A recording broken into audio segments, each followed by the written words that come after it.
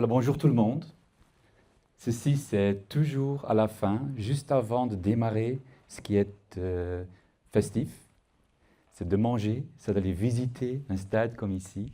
Et juste à la fin, juste avant le démarrage, juste avant le go live, on pense aux utilisateurs finaux.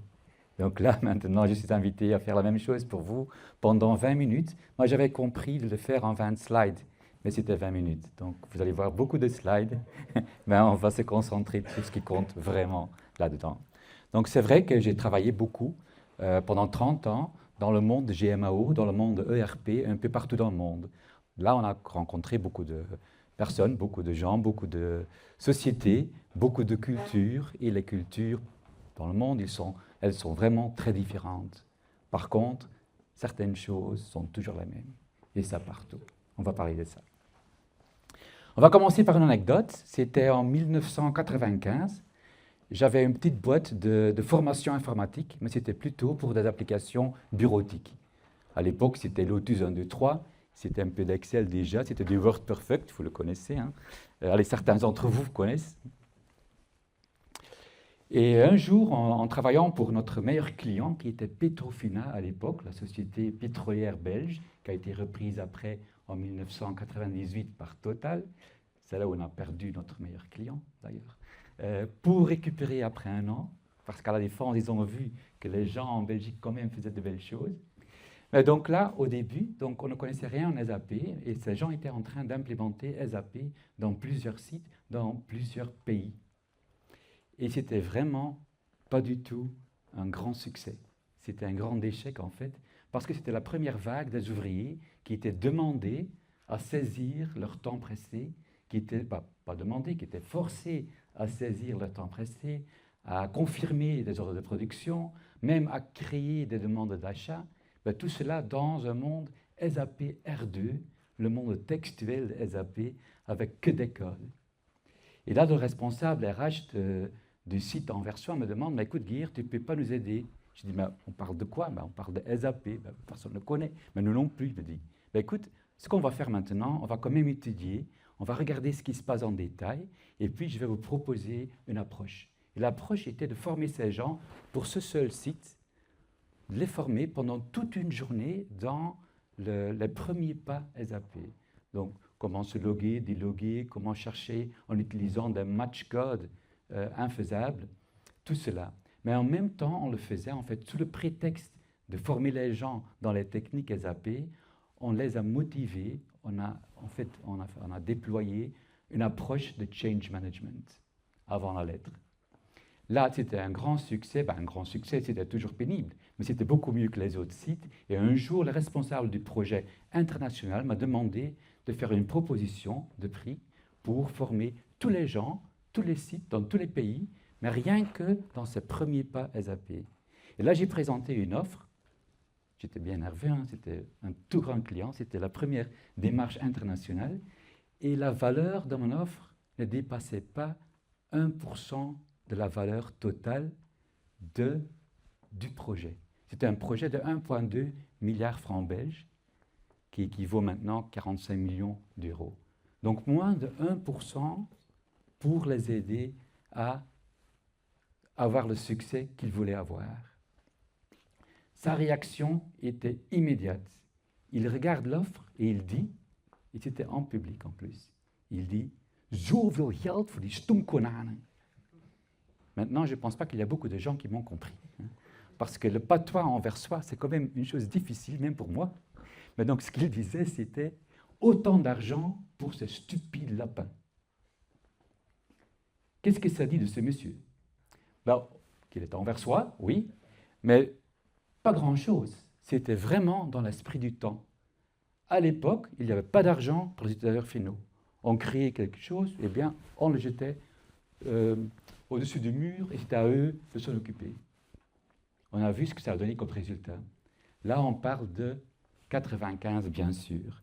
Et maintenant, les temps ont bien évolué, mais ça a pris quand même beaucoup de temps avant qu'SAP aussi commence à comprendre l'importance d'impliquer aussi les utilisateurs finaux. Mais finalement, après 18 ans, on a été invité en étant conférencier pendant le SAP World Tour, qui avait comme comme thème la motivation des utilisateurs finaux. Et moi, j'avais pris comme titre I am as sappy as can be, qui était vraiment contre tout ce qui jouait dans la tête des gens. Mais c'était rigolo, on s'est bien amusé. Aujourd'hui, bien sûr, on est 30 ans plus tard. Il est clair que maintenant, on parle bien de change management, l'accompagnement du changement. Il y a aussi des échelles en maturité. Et là, je vous invite à regarder un peu les échelles. Il y a 5 niveaux. Et je vous invite de regarder à quel niveau vous trouvez que votre organisation se trouve aujourd'hui. Alors, on est entre nous. Qui trouve qu'on se trouve au niveau 1 dans sa société? Il y en a très peu. Qui se trouve au niveau 2? Donc, on fait du change management au niveau des projets isolés. Il y en a quelques-uns. Et là, on est prêt pour le niveau 3. Niveau 4. Très bien, niveau 5. D'accord. Donc, on a quand même encore un chemin à faire. Donc, il y a plusieurs niveaux. Une fois que ça devient vraiment une compétence organisationnelle, c'est là aussi où on fait la différence avec les concurrents. Donc, il faut oser considérer ceci, cet aspect de change management comme vraiment un élément très important au niveau de garder le capital intellectuel, mais aussi l'avantage concurrentiel de l'organisation. Alors, oublions pour l'instant les lapins stupides dont ce monsieur parlait. De nouveau, on va regarder 1995, la période jusqu'à aujourd'hui, ça fait de nouveau 30 ans. Et là, quand on regarde ce qui s'est passé pendant cette période, c'est énorme. Tous les 2-3 ans, il y avait une crise. Seulement ici, on a eu un peu plus de temps pour avoir une crise extrême, qui était la crise financière. Mais chaque fois au niveau géopolitique, au niveau mondial, il y avait des crises. Et à chaque fois, on regardait à la maintenance en disant, mais écoute, ça coûte cher. À chaque fois où il y avait une crise, et c'était en permanence, on disait, ben, là, la maintenance, c'est vraiment un centre de coût et pas du tout ce qu'on voulait être, un centre de profit.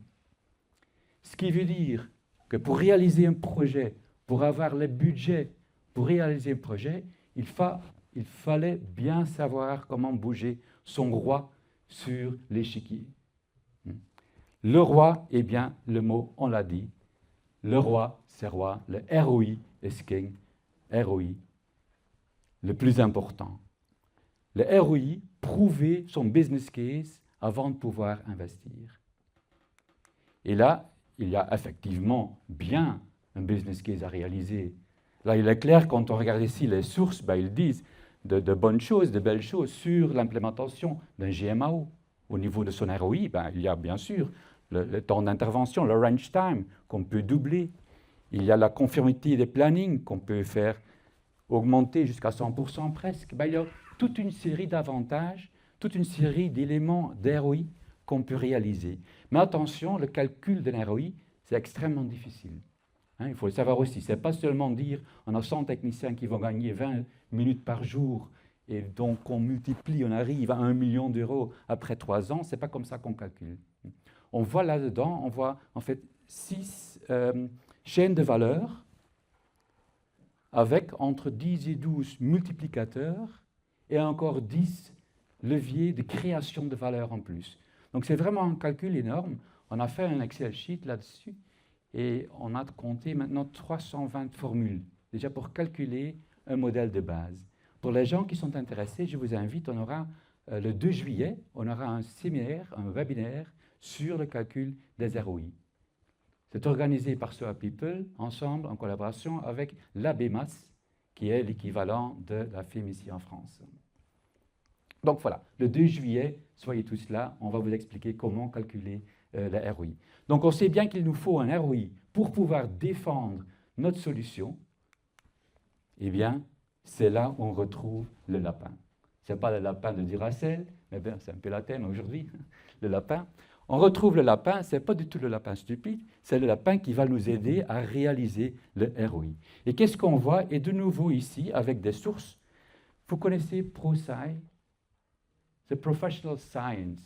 Parfois, ils disent que c'est Proski, c'est polonais ou je ne sais pas, non, c'est américain, c'est Professional Science. C'est une société qui est assez connue pour son modèle Change Management qui s'appelle ADKAR.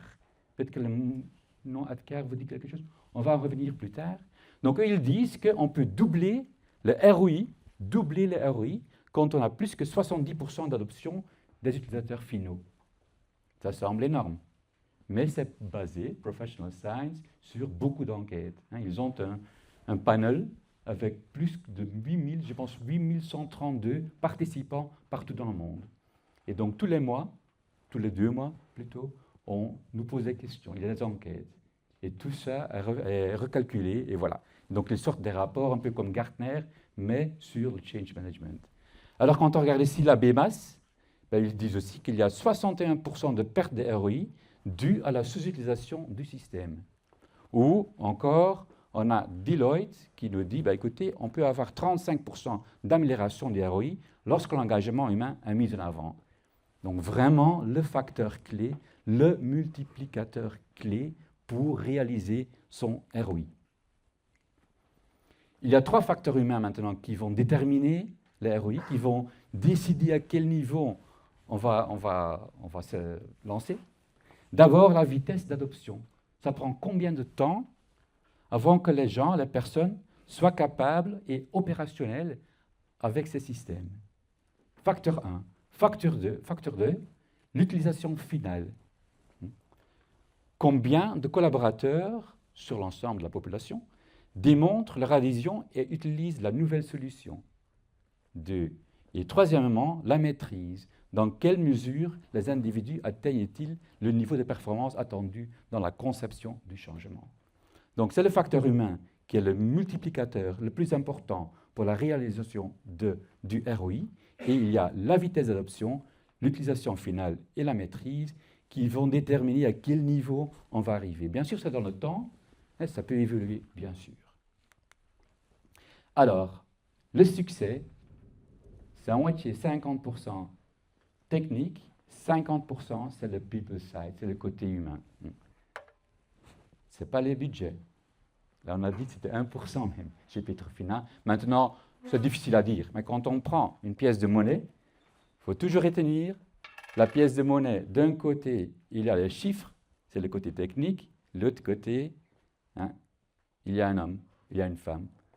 Et il faut avoir les deux pour avoir la valeur de la monnaie. C'est la même chose ici. Donc il faut absolument penser à ça et vraiment oser investir dès le début, bien réfléchir et commencer par le change management, même avant de commencer avec le projet. C'est tellement important. En fait, c'est aussi un peu le retour qu'on a eu de Duracell tout à l'heure. Alors, il y a des choses à voir, il y a des choses à étudier. Tout cela, ça fait partie, bien sûr, de notre webinaire, si vous voulez. Quand on parle change management, souvent, on parle aussi de la gestion de la résistance. Ben, il y a beaucoup plus que ça, mais bien sûr, la résistance au changement est omniprésente, est toujours là. Et c'est normal. Et c'est humain, parce qu'on veut rester dans ce qu'on connaît. Oui, comme ça, on va survivre. Donc là, il faut quand même bien apprécier le fait que les gens montent la résistance et tout le monde, ils ont tous leurs raisons pour être résistants, pour montrer du rejet. Donc c'est normal. C'est confortable même quand ils le font, il faut faire gaffe quand ils ne le font pas. Donc on commence déjà par une situation connue. Ce n'est pas grave. En plus, les meilleurs arguments, on les trouve chez eux. Si ces gens, ils veulent parler, on va les écouter. On va tenir compte de leurs remarques. Et puis, on va les aider. Où observe-t-on le plus haut niveau de résistance, selon vous? Est-ce que c'est au niveau du C-level, ou plutôt les managers de niveau supérieur, les managers intermédiaires, les employés de première ligne? Où pensez-vous retrouver, après cette fameuse enquête de nouveau de ProSci, 8132 change managers? Dites-moi, qui pense que c'est plutôt au niveau des cadres dirigeants et les directeurs? OK. Qui dit les managers de niveau supérieur? Les managers intermédiaires? Un peu plus quand même, hein, oui. Mais qui pense aux employés de première ligne? Très bien et merci. Et puis les autres, là, on ne va pas, non. Donc oui, effectivement, c'est ce qu'on a trouvé maintenant. D'abord, on pensait toujours que c'était les gens à la fin de la chaîne, les gens qui étaient les employés de première ligne, que c'était eux. Non, non, effectivement, c'est les managers intermédiaires. Donc déjà, quand on décide de bien former les gens, ben, on touche à ces gens-ci. Mais bien, on peut bien motiver ces gens à venir former, à venir suivre les formations, si ici, ils sont motivés à ne pas venir. Là, ils disent, ben oui, il faut être formé. Mais puis le lendemain, ils disent, pourquoi tu vas de nouveau à la formation? Il y a du travail à faire. Maintenant, on ne s'est pas arrêté à ce niveau-là. On a demandé aussi aux managers, mais pourquoi?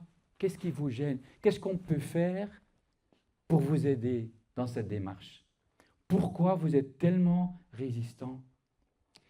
Et finalement, ce qu'on avait très souvent comme réponse, c'était, eh bien écoutez, je ne suis pas contre la solution, mais je sais très très bien que mes gens, que eux, ils vont refuser, que là, il y aura de la résistance. Et moi, honnêtement, je ne suis pas capable de les aider dans la résistance. Donc moi, je suis résistant.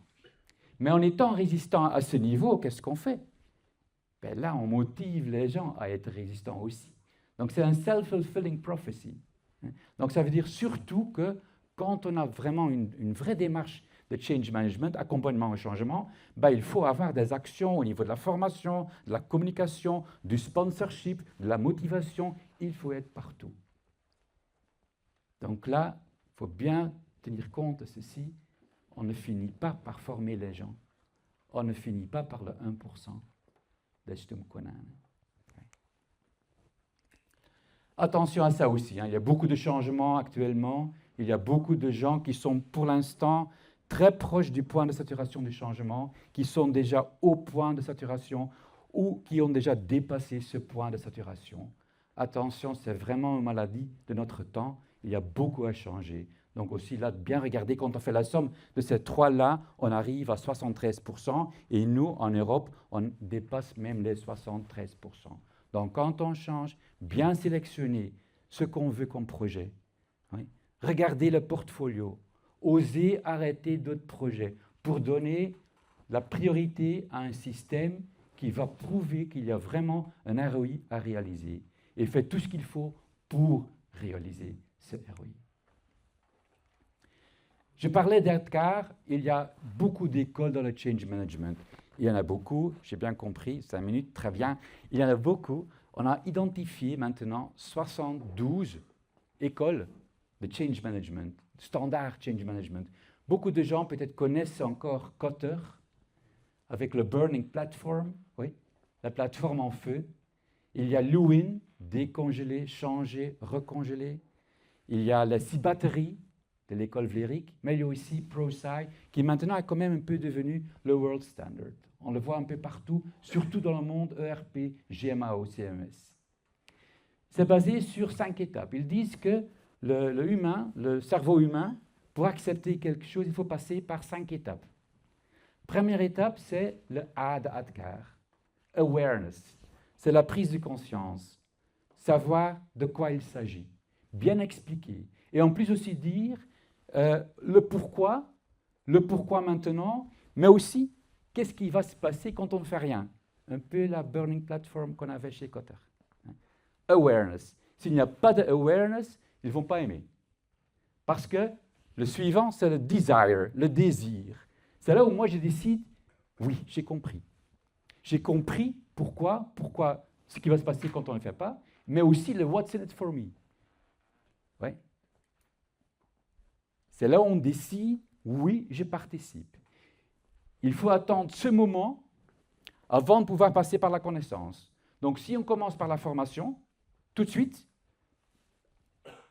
les gens n'acceptent pas. Ils vont être dans la formation, ils vont apprendre que maintenant les numéros d'articles vont changer, qu'ils ne sont plus codifiés. Pourquoi? Voilà, c'est le refus, c'est la résistance. Donc on va bien expliquer de quoi il s'agit, on va créer le désir, puis on va former les gens. Et quand ils connaissent la théorie, c'est là le moment d'aller vers la capacité. C'était le awareness, desire, knowledge, ability. pour finir par une phase très importante, le reinforcement, le renforcement. Ils ont passé le pont. On ne veut pas que maintenant ils vont faire marche en arrière. Pas du tout. C'est là où on dit, ben non, non, non, on va renforcer, on va être sûr que les gens ne vont pas retomber dans les mauvaises habitudes. Si on n'aime pas les papiers, alors enlevez les classeurs. Parce que sinon, les classeurs sont remplis d'ici 2 mois. Donc tout ça, il faut penser. Donc voilà, donc les 5 phases, c'est une théorie, ça prend 5 jours pour expliquer en détail comment le faire, mais juste penser à ça. Oui. Alors, les attentes des gens, déjà dans le passé, on parlait de 1995, il y avait le iPod d'Apple qui n'avait qu'un seul bouton. Simple. Il y avait Google, il n'y avait qu'un champ à saisir. Simple. Et puis on dit, bienvenue dans le monde des SAP. Hein? Quand on regarde maintenant, 15 ans, 20 ans, 30 ans après, qu'est-ce qu'on leur donne? De nouveau, ChatGPT. Un seul champ à saisir. Et même si c'est Fiori ou une autre solution SAP, ben on a toujours ceci comme solution. Donc, les attentes des gens sont là et c'est ce qu'on offre aux gens. Ben, il y a quand même un certain écart. Alors, rappelons-nous que là, le lapin, maintenant couronné parce qu'il est roi, vitesse d'adoption, utilisation finale, la maîtrise, comment réaliser tout le potentiel des ROI d'une GMAO? Alors, d'abord, on va bien réfléchir, bien établir une approche gestion au changement. Ensuite, on va rendre la planification visuelle, prévisible. On va capturer des données au début du flux. On va responsabiliser les gens. On va leur donner une tablette à ce qu'ils puissent créer des notifications sur le terrain avec des photos, explications et tout. On va intégrer du micro-apprentissage. Donc, quand les gens sont en train de créer un OT ou n'importe quoi, ou ajouter des pièces de rechange, que là, on peut activer un module qui dit je vais vous montrer comment ça marche. Pas pour apprendre, si, pour apprendre aussi, mais en même temps, on fait déjà le boulot. Donc, après avoir passé par le micro-apprentissage, à la fin, on aura créé l'OT. Tout ça est intégré dans des bonnes solutions GMAO. Aujourd'hui, on a vu que Azure People a bien une bonne solution, et aussi avec des checklists dynamiques. Des checklists qui vont changer. J'ai répondu à la première question, et bien ça va influencer la deuxième, et la troisième, et ainsi de suite. Je vais répondre qu'aux questions qui sont pertinentes. Et à la fin, on va déclencher, on va créer, générer une notification. C'est ça ce qu'on dit. En fait, il faut avoir le end-user, il faut avoir l'adoption de l'end-user, mais déjà, en choisissant le bon outil, on prend déjà, comment on dit ça, de l'avance. Alors, vous voyez que dans la couverture fonctionnelle de R4AM, excusez-moi, on a dans toutes ces phases, parce qu'il y a plusieurs sous-modules dans la suite des R4AM, on a à chaque fois des écrans qui sont bien parlants, qui sont bien user-friendly, qui sont bien conviviales. On peut dire, pour conclure, Franck, c'est bon? Azure People aide l'utilisateur final à optimiser le ROI. Voilà, mes 20 slides, vous les avez vus. Je vous invite encore pour le 2 juillet et je vous remercie beaucoup pour votre attention. Merci beaucoup.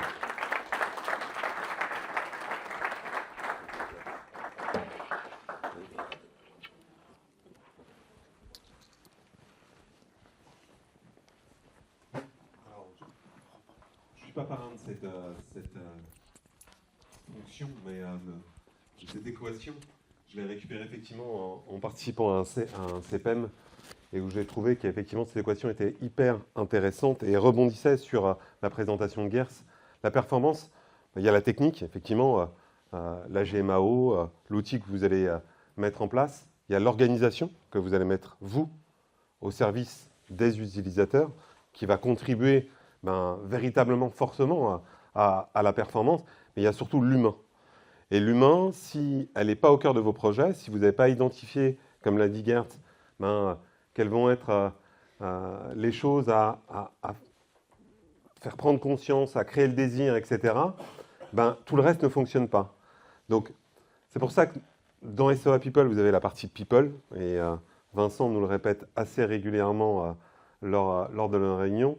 L'humain doit être au cœur de vos projets, et c'est pour ça que SOA People et iCare vous accompagnent dans les projets que vous faites, parce que cette proximité, nous on a 4 sites en France, cette proximité que vous avez avec SOA People, vous ne l'aurez peut-être pas avec d'autres sociétés, surtout des sociétés américaines, sans les citer, qui parfois sont très loin de vous, très loin de vos problématiques. Donc voilà, gardez ça à l'esprit.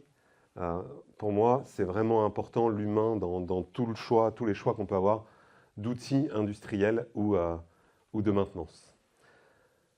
On va finir cette réunion. On va vous distribuer un petit document à remplir. N'hésitez pas vraiment à le remplir. Ça va nous aider, nous, à mieux comprendre vos problématiques, ce que vous attendez des prochains événements qu'on va faire en France. Le prochain qu'on va faire sous ce format-là sera à Paris, le 24 septembre, au Parc des Princes.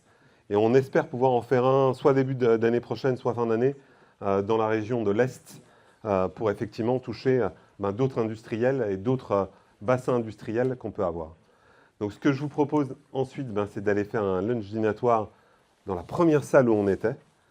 Et dans 1h15, des guides du stade viendront nous chercher. On se divisera en 2 groupes pour aller visiter le stade et voir un peu les coulisses du Groupama Stadium. Merci beaucoup pour votre attention. Et puis je vous souhaite un bon repas.